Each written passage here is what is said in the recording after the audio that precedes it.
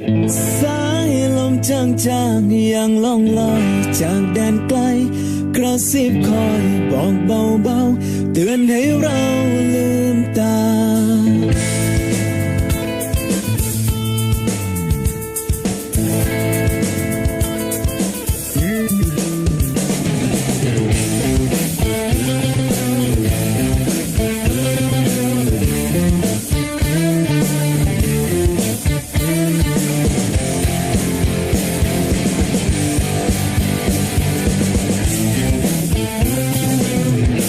ชีวิตจน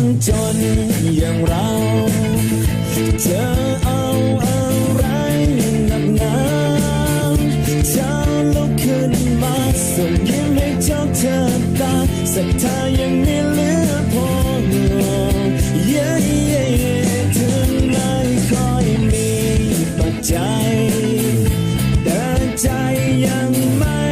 อับจนหลายครั้งทางฉันแต่ฉันรู้ว่าความจนมันมีพลังดิ้นรน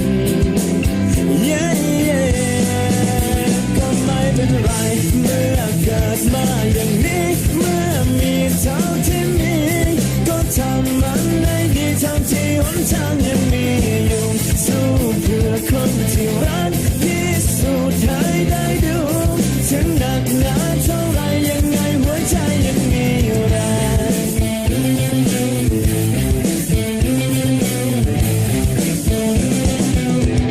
ความจนมันเป็นอย่างไรไม่จนคงไม่เข้าใจสองเท้าเปื้อนดินชีวิตไม่ง่ายเท่าไร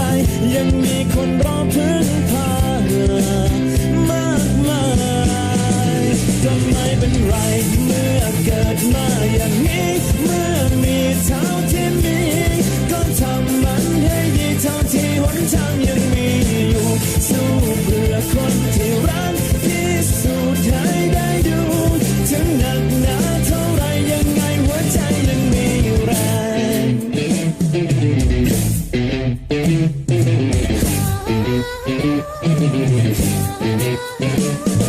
สายลมจางๆยังล่องลอยจากแดนไกลกระซิบคอยบอกเบาๆเตือนให้เราลืมตาเสียงใจดวงดาวมันรำพันว่ายังไหวกระซิบคอยปลอบเบาๆขอให้เราเดินไปฝนเพิ่งซาดินไอดินเที่ยวไม้อ่อนแอนไปทุกข์หรือสุขสุดแต่ใจ